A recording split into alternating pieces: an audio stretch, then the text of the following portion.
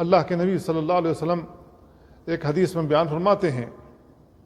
من صلی الفجر فی جماعہ، جو شخص جماعت کے ساتھ فجر کی نماز پڑھے، ثم قعد یذکر اللہ حتی تطلع الشمس، پھر بیٹھا اللہ کا ذکر کرتا رہا یہاں تک کہ سورج طلوع ہو جائے، ثم صلی رکعتین، پھر 2 رکعت نماز پڑھے، کانت لہ کاجر حجۃ وعمرہ، تو یہ اس کے لیے حج اور عمرے کے برابر اجر حاصل کرے گا۔ اور ایک روایت میں ہے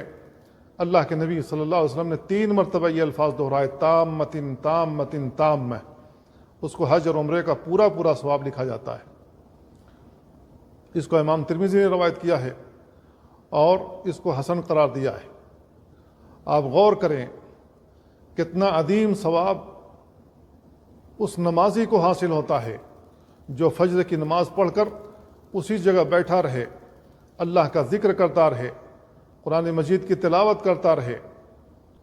اور سورج طلوع ہونے کے بعد اشراق کی نماز پڑھے، تو اللہ رب العالمین اس کو حج اور عمرے کا پورا پورا ثواب عطا فرماتا ہے۔